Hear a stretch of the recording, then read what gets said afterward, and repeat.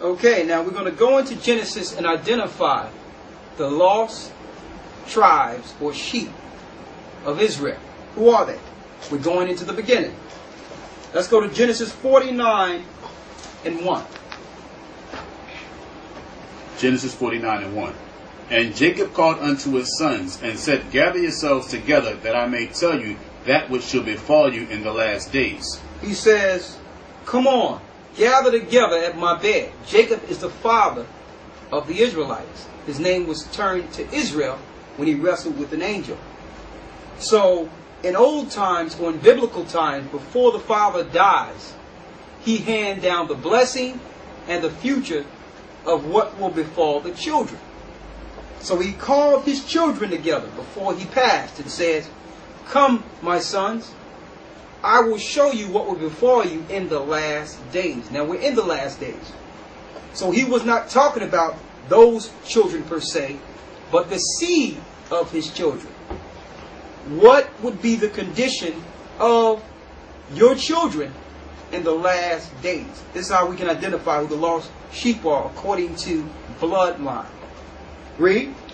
Verse 2. Gather yourselves together, and hear ye, sons of Jacob, and hearken unto Israel your father. Israel your father.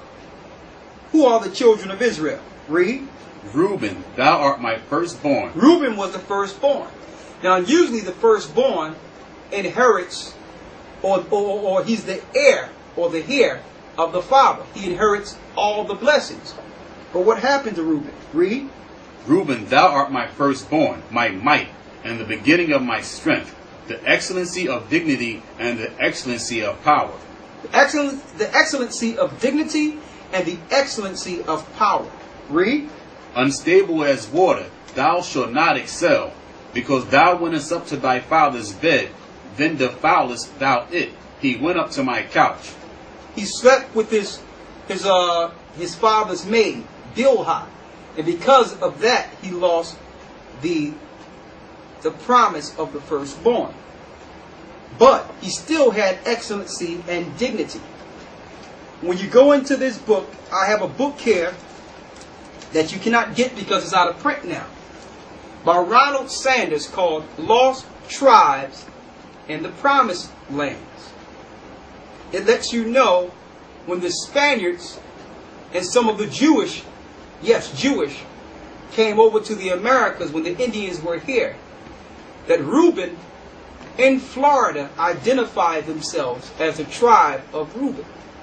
Now this was before Reuben lost their identity. And Reuben also identified another tribe, the tribe of Ephraim.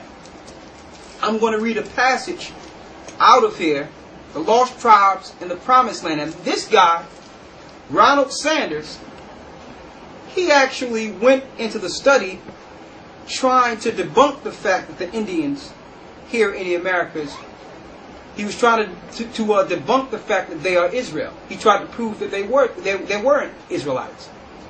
And through his research, going into their camp, grave grounds, going into the history, he found out the contrary. All right? And he took historical documents to put together this book.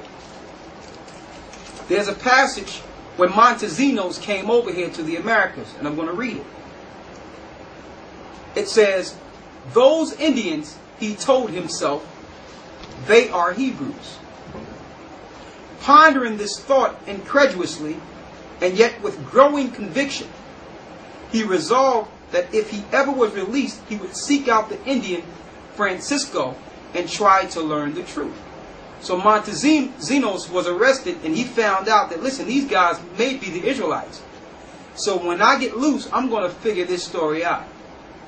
So he came over here. It says, Montesinos' story unclear as to the circumstances of his incarceration is equally unclear as to those of his release.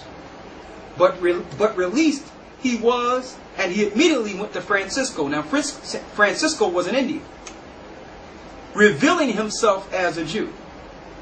Montesinos proclaimed his conviction that Francisco's hidden people were of the same race as he. Would Francisco lead him to them? The two men were soon back in the rugged mountains in which Francisco had made his initial revelation, marching relentlessly for a week before they finally came to a halt.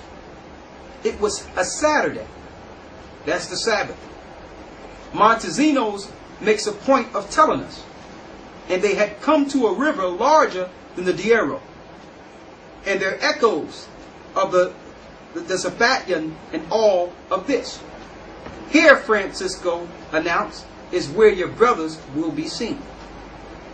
Waving a banner high in the air, the Indian guide soon was greeted by a puff of smoke. The smoke signals that the Indians use here. Far beyond the other banks of the river, a response of his signal. The two men waited. Eventually, a canoe appeared, bearing 3 men and a woman, all of them Indians, to the place where Francisco and Montesinos were standing at the water's edge. So they communicated a signal to say, come on down. The Indians got in the canoe and made themselves known. The woman got off and spoke to Francisco in the Indian tongue that Montesinos could not understand, although he could perceive that he was being identified in the conversation. She then turned to her mate companions to explain the situation. Upon hearing her words, they rose and went over to Montesinos, and to his utter astonishment said, Shema Yasha'Allah, Alahayanawa Akkad. Hear, O Israel, the Lord our God is one. They had recited in Hebrew the fundamental credo of Judaism. So when they came over here, the Indians were still speaking the Hebrew language. And we're going to show it, and he's going to pan it in. I'm going to show you. A brief conversation then ensued in their common ancestral tongue. According to Montesinos, whose fluency in it is almost perplexing to the reader of his narrative as it is that of the 3 mysterious new companions, they told him that they were themselves of the tribe of Reuben, the same tribe we're reading of in Genesis the 49th chapter, finding the lost tribes. So we know that the tribe of Reuben is the Seminole Indians. Also, there's a residue in Australia, because it says they would not excel. You have the Aborigines, or the indigenous people of Australia, who are living in very subservient lifestyles at this point. So they also are part of Reuben in Australia. And that the tribe of Joseph lived on an island nearby. So not only did Reuben know who he was identifying that Ephraim, the son of Joseph, was on an island nearby. Now we have identified the first tribe, Reuben, the firstborn, Seminole Indians, and the Indian tribes, or the Aborigines of Australia. Let's go back to Genesis 49 and read the 3rd and 4th verse again.